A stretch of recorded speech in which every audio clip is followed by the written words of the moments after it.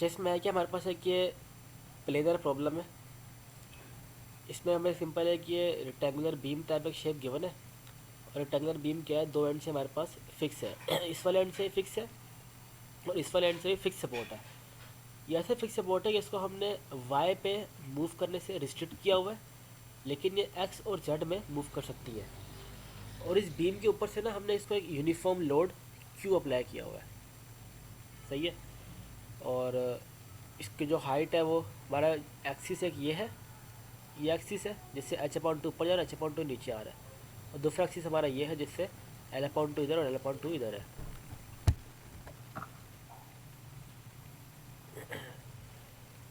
तो इससे हमें सिंपल करना क्या है, हमें इसके अंदर सिग्मा एक्सेस, इसमें हमें सिग्मा एक्सेस सिग्मा वाई हमें इसके अंदर निकालना होगा। सबसे पहले करना क्या होगा, इसमें हमें मैक्सिमम बाउंड्री कंडीशन इसके अंदर हमने फाइंड आउट करनी होगी। अब है क्या इसमें कि at H is equal to X Y, Y में दो पैरामीटर है, हम या तो वाई में मूव कर सकते हैं ऊपर या नीचे ओरिजिन से या हम एक्स में मूव कर सकते हैं राइट में या लेफ्ट में। अगर हम वाई में मूव करते हैं ऊपर, एच अपॉन टू ऊपर मूव करते हैं, इस सरफेस पे आ जाते हैं। तो इस सरफेस से हमारे पास बाउंड्री कंडीशन क्या है कि हमारे पास यहाँ पे क्यू लोड लग रहा है यहाँ पर। सही है। और फिर अगर हम इस ओरिजिन से अगर नीचे आते हैं यहाँ पर इधर, तो यहाँ पे हमारे पास कोई फोर्स नहीं लग रही। अगर कोई फोर्स नहीं लग रही तो यहाँ पे हमारे पास कोई रिएक्शन भी नहीं होगा। तो at plus H upon two हमारे पास जो फोर्स लग रही है वो माइनस क्यू है, और at minus H upon two हमारे पास जीरो है। वो लिखा हुआ है यहाँ पे, जहाँ पर सिग्मा वाई वाई है ना, एच अपॉन टू पे ये माइनस क्यू है और माइनस एच अपॉन टू पे जीरो है। इसी तरह यहाँ पे हमारे पास ना ऊपर कोई शेयर फोर्स लग रही है ना नीचे कोई शेयर फोर्स लग रही है। तो ऊपर भी हमारे पास शेयर स्ट्रेस जीरो है और नीचे भी हमारे पास शेयर स्ट्रेस जीरो है, चाहे हम वाई में ऊपर मूव कर लें या वाई में हम नीचे मूव कर लें। दोनों केसेस में हमारे पास शेयर स्ट्रेस जो है वो जीरो है, ये वो लिखा हुआ है जीरो है। सही है। ये तो हमने मूव कर लिया वाई में, अब मूव करते हैं एक्स में। ये हमारा एक्स का ओरिजन है। अगर मैं एक्स में plus L upon to move करता हूँ यहाँ पे, इधर आया हूँ, और अगर मैं इसमें माइनस एल अपॉन टू करता हूँ तो मैं इधर आया हूँ। सही है। इस वाले पॉइंट पे क्या है, इस वाले पूरे पॉइंट पे मेरे पास शेयर लोड होगा, क्योंकि अगर मेरे पास एक शेयर फोर्स एक्ट कर रही होगी ना रजिस्टर्स की फॉर्म में, यहाँ पे इसको सर ने आर फॉर्मुलेट किया हुआ है। तो यहाँ पे एक शेयर फोर्स एक्ट कर रही होगी जो कि इस पर्टिकुलर एरिया पे एक्ट कर रही होगी, जो कि मुझे दिखता है जो कि हवा में पीछे होगा या पीछे एक्सट्रूड हुआ होगा, जिसकी डेप्थ जो उन्होंने 1 यूनिट ली हुई है अभी। सही है। अब होगा क्या, यहाँ पे जो पीछे कुछ वॉल होगी या कुछ जो सरफेस होगी जो कि वॉल से कॉन्टैक्ट में होगी, उस रीजन पे हमारे पास शेयर फोर्स एक्ट कर रही होगी। तो ये शेयर स्ट्रेस है जो कि इस वाले सरफेस पे एक्ट कर रही होगी, ये वो शेयर स्ट्रेस है। अगर मैं उसको इसी सरफेस के एरिया जो कि एरिया वॉल के साथ इन कॉन्टैक्ट होगा उससे मल्टीप्लाई करवा दूँ और उसको through out the surface integrate कर दूँ, तो मेरे पास उस सरफेस पे ना जो ये सरफेस होगी इस सरफेस से मेरे पास रिएक्शन फोर्स आ जाएगी। ये वो रिएक्शन फोर्स है जो कि मेरे पास इस जगह पे लग रही है। तो at plus H upon two बल्कि प्लस एल अपॉन टू और at minus L upon two, दोनों कंडीशंस पे मेरे पास ये केस बन रहा है कि मेरे पास दोनों कंडीशन पे मेरे पास जो रिएक्शन फोर्स लग रही है वो क्यू एल अपॉन टू लग रही है। समझ तो नहीं आया? सही है। तो फॉर्मूला यही है, वैल्यूज हम अपनी डालेंगे। हाँ, फार्मूला यही वैल्यू अपना डालेगा। मैं आपको क्यू की बना क्यू डाल देना है यहाँ पे, या आपको विथ की वैल्यू की बना के अपनी विथ की वैल्यू डाल देना है यहाँ पे, और आपको आपकी लेंथ की बना के अपने आप अपनी लेंथ डाल देनी है। सही है। इसी तरीके से अगर हम नॉर्मल फोर्स की बात करें, इस वाले पॉइंट पे नॉर्मल फोर्स की बात करें, तो नॉर्मल फोर्स यहाँ पे जीरो लग रही है, और यहाँ पे जो मूवमेंट हो रहा है उस नॉर्मल फोर्स की वजह से वहाँ पे मूवमेंट भी यहाँ पे जीरो हो रहा है।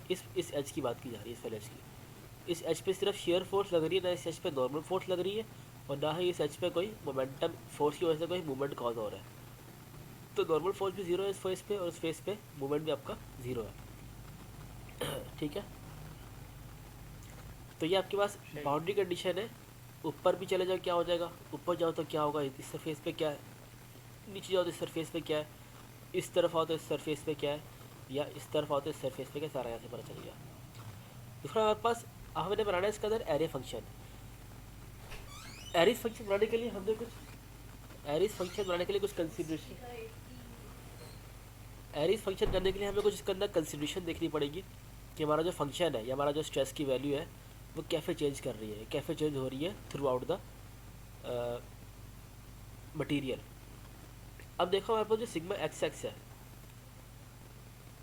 मैं भी यहाँ पे खड़ा हुआ, मैं इस तरफ जाता हूँ, यहाँ पे सिग्मा एक्स एक्स मैक्सिमम है, मैं इस तरफ आता हूँ, आहिस्ता आहिस्ता कम हो रहा है, कम हो रहा है, इस सरफेस पे आके बिल्कुल ज़ीरो हो जाता है। इस तरह का मैं यहाँ पे खड़ा हुआ, मैं इस तरफ आ रहा हूँ, ट्रैवल कर रहा हूँ, इस तरफ आके मैं ज़ीरो हो रहा है। तो सिग्मा एक्स एक्स जो है ना, अगर मैं यहाँ पे खड़ा होता हूँ बिल्कुल सेंटर में तो मैक्सिमम होता है, यहाँ से इधर आता हूँ तब भी मिनिमम हो रहा है, मतलब मैं पॉजिटिव ट्रैवल कर रहा हूँ ना, मैं लेंथ की वैल्यू पॉजिटिव दे रहा हूँ तब भी मुझे मिनिमम कर दे रहा है, और मैं लेंथ की वैल्यू नेगेटिव दे रहा हूँ तब भी मुझे मिनिमम दे रहा है। दोनों केसेस में मुझे आंसर मिनिमम दे रहा है। तो एक ऐसा फंक्शन होता है जिसमें उसको भले हम पॉजिटिव वैल्यू दें, इसको भले हम नेगेटिव वैल्यू दें, दोनों सूरतों में हमें आंसर एक देता है, तो उसको हम बोलते हैं कि वह इवन फंक्शन है। वही पता है पॉइंट नंबर 1 में लिखी हुई है, लिखा क्या हुआ है कि अगर हम x की वैल्यू प्लस माइनस L/2 दोनों तरफ जाते हैं, भले यहाँ जाओ आप या भले यहाँ जाओ आप, दोनों केसेस में आपको सेम आंसर मिल रहा होता है और सेंटर में आपको मैक्सिमम मिलता है। तो ये एक हिंट है कि हमारे पास जो एरी फंक्शन होगा ना वो एक्स की पावर इवन होगी उसमें। इवन फंक्शन क्या होते हैं कि ऐसा फंक्शन उसको भले आप नेगेटिव वैल्यू दो या भले उसको पॉजिटिव वैल्यू दो, दोनों केसेस में आपको आंसर वो सेम देता है। सही है। तो यहाँ से हमें एक बात का अंदाज़ा हुआ कि एरीज फंक्शन में ना एक्स की पावर इवन होगी। अगर एक्स की पावर हमारी इवन होगी, इससे मतलब क्या होगा कि एक्स की वैल्यू अगर मैं प्लस दूँ तब भी आंसर मुझे पॉजिटिव देगा, या एक्स की वैल्यू उसके मैं नेगेटिव तब भी मुझे आंसर वो पॉजिटिव देगा। ये पहला पॉइंट समझ आया कि एक्स की वैल्यू इवन क्यों होगी, क्योंकि सिमेट्री है एक्सिस के क्रॉस। इस तरह अगर मैं सिग्मा वाई में की बात करूँ, मैं भी यहाँ पे खड़ा हूँ, मैं अगर वाई में ऊपर ट्रैवल करता हूँ तो ऊपर ट्रैवल करने से क्या होता है, मुझे यहाँ पे वैल्यू मिलती है -q। सही है। और अगर मैं यहाँ से नीचे ट्रैवल करता हूँ तो नीचे मुझे वैल्यू मिलती है 0। सही। तो प्लस ट्रैवल करने से मुझे वैल्यू माइनस मिल रही है, -q मिल रही है, और नेगेटिव ट्रैवल करने से मुझे वैल्यू 0 मिल रही है। सही है। तो एक जगह जा रहा हूँ तो वैल्यू नेगेटिव दे रहा है, दूसरी जगह जा रहा हूँ तो नेगेटिव 0 दे रहा है। जब भी आप कोई पॉजिटिव वैल्यू दो किसी फंक्शन का, आपको आंसर नेगेटिव दे, या नेगेटिव वैल्यू तो आपको आंसर चेंज दे रहा हो, तो उसको बोलते हैं कि जो प्रॉपर्टी है ना, ये एक ऑड फंक्शन की प्रॉपर्टी है। प्लस वैल्यू देने में आपको नेगेटिव आंसर दे रहा है, नेगेटिव आंसर देने में कोई और वैल्यू दे रहा है, नेगेटिव नहीं दे रहा है लेकिन कोई और आंसर दे रहा है। तो ये एक हिंट है कि यहाँ पे हमारे पास जो वाई की वैल्यू होगी ना, क्योंकि हम वाई में ट्रैवल कर रहे हैं ना, तो वाई की वैल्यू हमारे पास क्या होगी, वो कोई ऑड फंक्शन होगा।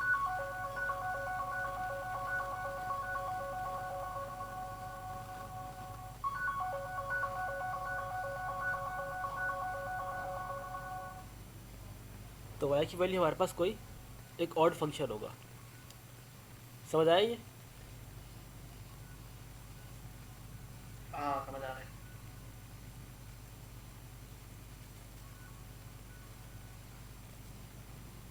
इसी तरह हमारे पास एक और है। अब ये थोड़ा इंपॉर्टेंट पॉइंट है। अब होता क्या है, अगर हम अपर बाउंड्रीज पे आ जाए यहाँ पर, या इसमें इसको देख ले, यहाँ पे देख लेगा at upper lower boundaries wise constant, सही है। उन्होंने बोला हुआ है अगर हम बिल्कुल टॉप वाली बाउंड्री पे आते हैं यहाँ पर, इस बाउंड्री पे भी हमें सिग्मा एक्स वाई वाई की वैल्यू कांस्टेंट मिल रही है, और अगर हम इस बाउंड्री पे आते हैं यहाँ पे नीचे, तो यहाँ पर भी हमें सिग्मा वाई वाई की वैल्यू एक कांस्टेंट मिल रही है। यहाँ पे वैल्यू कांस्टेंट क्या है, -q, और यहाँ पे वैल्यू कांस्टेंट क्या है, 0। और जो सिग्मा वाई वाई वहाँ पर होता है, सिग्मा वाई वाई बराबर होता है एरीज फंक्शन का, अगर हम डबल टाइम डेरिवेट करें। अब देखो जो सिग्मा वाई वाई है उसकी वैल्यू कांस्टेंट है। कांस्टेंट से मुराद ये है कोई नंबर होगा, 1 2 3 कोई भी होल नंबर होगा, या कोई भी पॉइंट्स का नंबर होगा, कोई भी रियल नंबर होगा। सही है। इसका मतलब ये कि उसके अंदर कोई कांस्टेंट नहीं होगा, ना उसके अंदर कोई एक्स का पैरामीटर होगा और ना उसके अंदर कोई वाई का पैरामीटर होगा। सही है। सही है। ऐसे होगा ना। अगर मेरे पास इसकी वैल्यू, अगर इसकी वैल्यू मेरे पास x² हो, और अगर मैं उसको 2 टाइम डेरिवेट करूँ विद रिस्पेक्ट टू x², तो मेरे पास एक ऐसा नंबर आएगा जो कि कांस्टेंट बन जाएगा। इमेजिन करो अगर इसकी वैल्यू मेरे पास फॉर एग्जांपल एक्स स्क्वायर हो, जो फंक्शन है जिसको मैं डबल डेरिवेट कर रहा हूँ विद रिस्पेक्ट टू एक्स। आवाज़ आ रही? हेलो? हाँ आ रही है। सही है।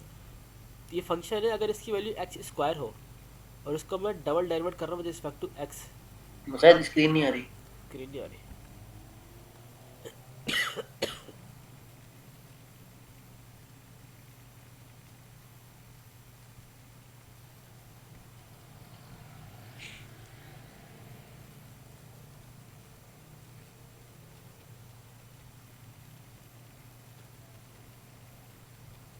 अब सही है? हाँ सही है। तो देखो यार, मैं ये कहना चाह रहा था कि हमारे पास जो y की वैल्यू है, जो सिग्मा वाई की वैल्यू है, एट एक्सट्रीम पोजीशन सेम रहती है और एट बॉटम पोजीशन वो भी सेम रहती है। एक्सट्रीम पोजीशन में क्या होता है, इसकी वैल्यू माइनस क्यू रहती है और यहाँ पे इसकी वैल्यू जीरो रहती है। सही है। अब है क्या, जो सिग्मा वाई वाई वो ये चीज़ होती है, ये चीज़। सही है। सिग्मा वाई बराबर होता है एरिथ फंक्शन को अगर हम पार्शियली डबल डेरिवेट करें विद रिस्पेक्ट टू एक्स। अगर हमारे पास जो जो एरिथ फंक्शन है इसकी वैल्यू में अगर एक्स स्क्वायर हो, फॉर एग्जाम्पल सपोज कर लो सिग्मा के इसको सपोज के लिए इसको इग्नोर कर दो, यहाँ पे एक्स स्क्वायर सपोज करो, यहाँ पे मेरा कर्सर है, इसको एक्स स्क्वायर सपोज करो। और अगर उस एक्स स्क्वायर को मैं डबल डेरिवेट करूँ विद रिस्पेक्ट टू एक्स तो मेरे पास एक कांस्टेंट नंबर आ जाएगा जो कि 2 आएगा। ऐसा ही है?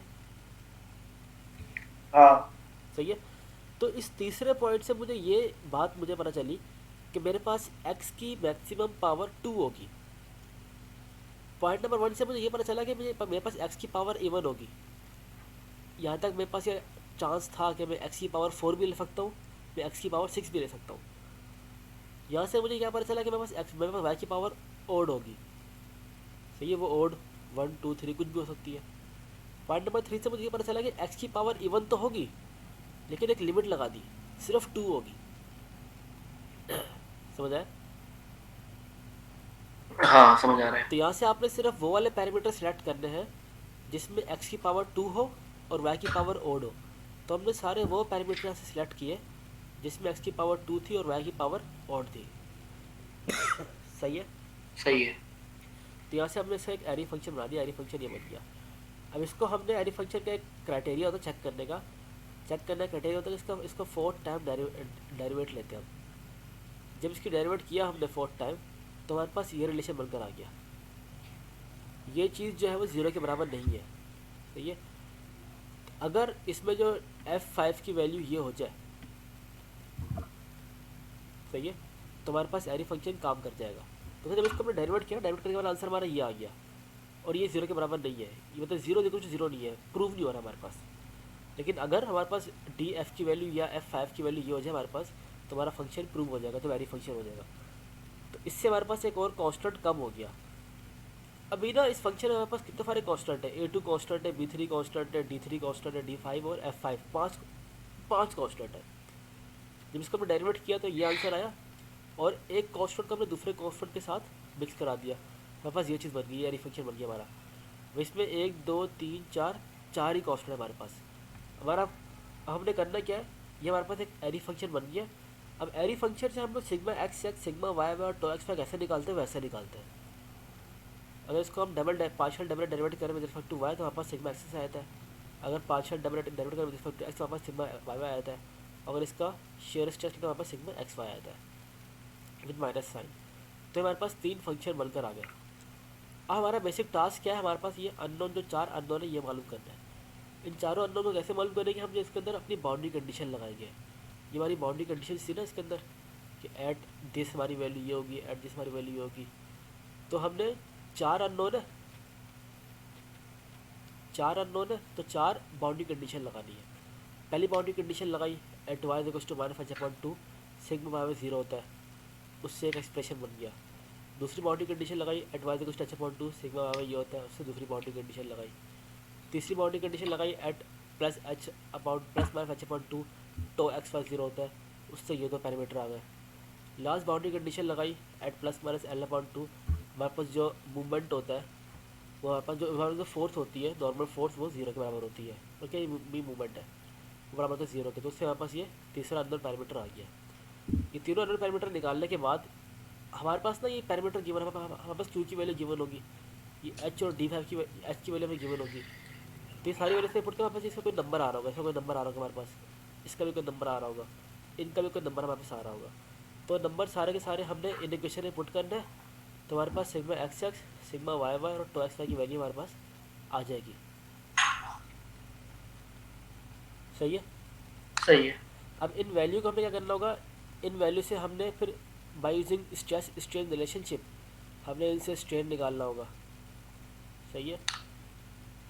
फिर उन स्ट्रेन से हमने by using maximum principal strain formula use करते हुए हमने मैक्सिमम प्रिंसिपल स्ट्रेन निकालने होंगे।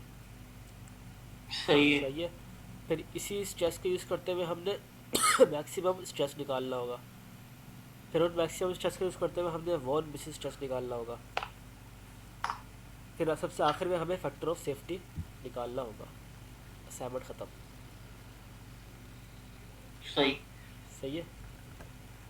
अच्छा, अभी एनसीएस वाला काम थोड़ा दिखाया था, एनसीएस वाला काम कैसा होगा। हम्म।